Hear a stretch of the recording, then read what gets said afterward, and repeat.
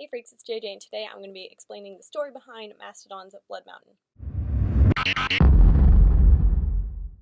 So as always, this is my interpretation of the album.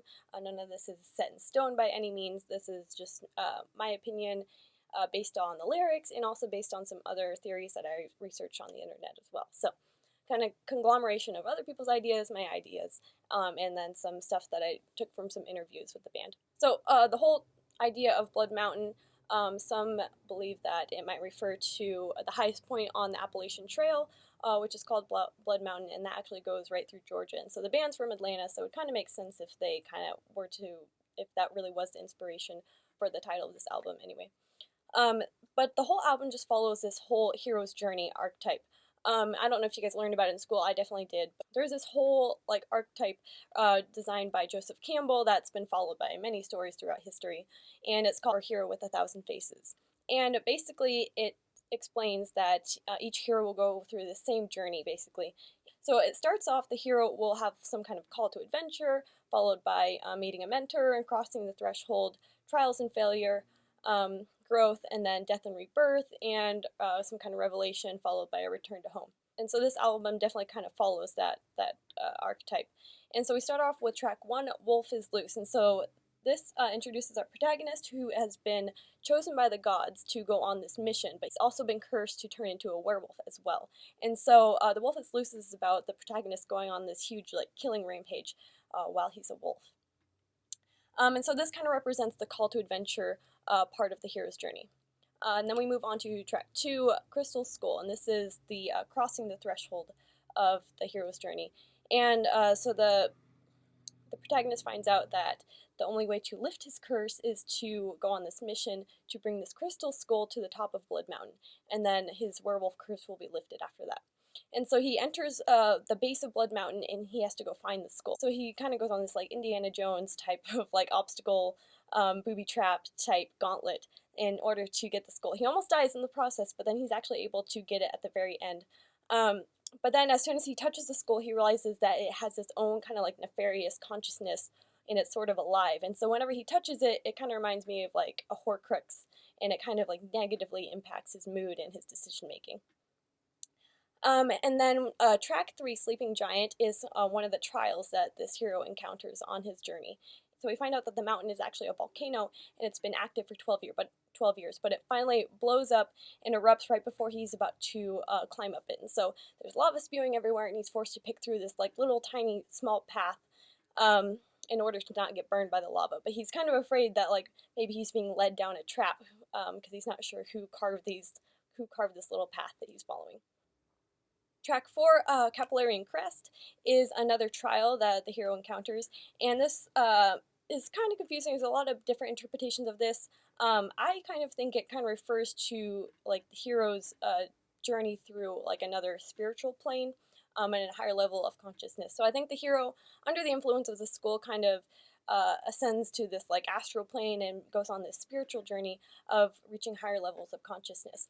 And he kind of becomes imbued with the like blood of the universe, and he kind of becomes one with nature and one with this mountain, and it kind of helps him to continue his journey up the mountain. And he's also, this is the first time too we get a little flash of the birchmen that are slowly kind of like watching him from the sidelines and waiting for him to be in his most vulnerable state before they attack him. Track 5, Circle of Squatch. The Squatch are these beings that are half Sasquatch and half Cyclops.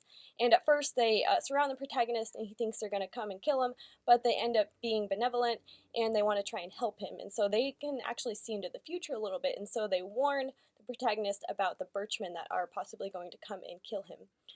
But then the Squatch might also have like their own motivations for the hero being successful in his journey, because one interpretation is that the Squatch are imprisoned on Blood Mountain, and so in order for them to get free of Blood Mountain, the hero must bring the skull to the top of the mountain, and then they will be free.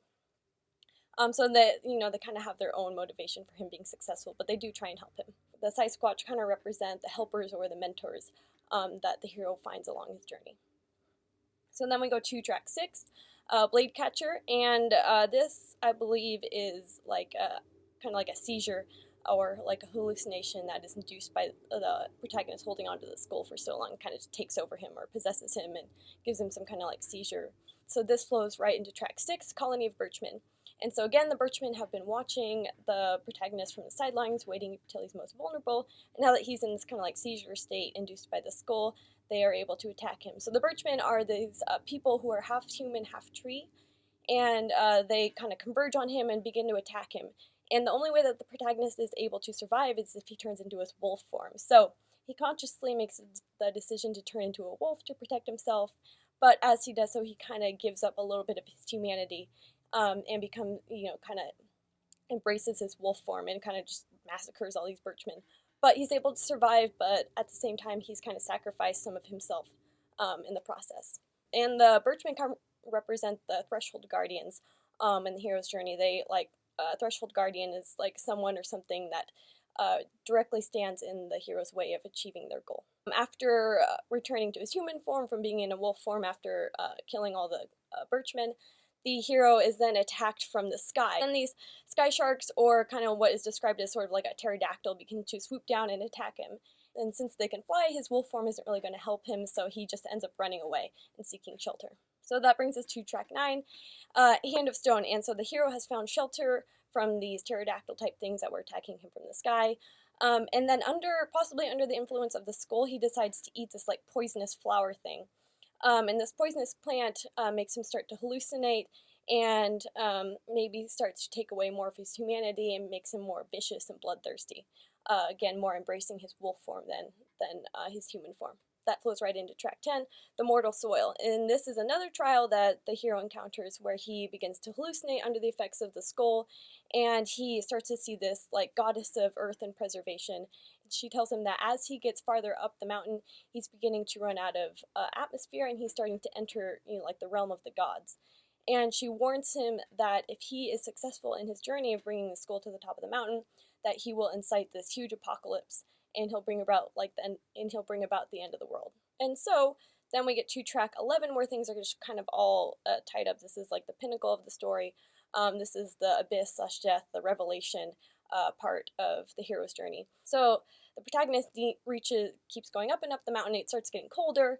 There's a blizzard followed by an avalanche. The protagonist gets caught in it, and he starts to freeze and get frostbite, and then he starts to go a little bit crazy, and he has to resort to auto-cannibalism. He starts like chewing on his arm to survive, or just because he's crazy. But he keeps going up the mountain, maybe fueled by the power of the skull, or because he's lost so much of his humanity, he just is able to like push through and get to the top of the mountain. And so it's not really clear as to whether he sets the skull at the top of the mountain and completes his journey successfully. So like in Crack the Sky, Mastodon kind of leaves you hanging at the end of this to kind of interpret it any way that you so choose. So one interpretation is that he just hallucinates reaching the top of the mountain and that this whole like apocalypse thing, but really he just dies there in the snow of exhaustion and frostbite and just freezes to death. But my interpretation is that he was successful in reaching the top of the mountain, places the skull on the top of the mountain, and his mission is successful. But then he finds out that the gods were just manipulating him in order to bring about the end of the world. So as soon as he places the skull at the top of the mountain, it incites this like domino effect that causes the end of the world. And so then he finds out that the skull, which the whole time he thought was some kind of like evil, malevolent entity, was actually trying to keep him from bringing about the end of the world. So, the lyrics are very ambiguous, so if you want to think that he did not cause the apocalypse and it was just some kind of hallucination, you can obviously think whatever you want. Then we go on to track 12, Pendulous Skin. This represents the transformation of the protagonist.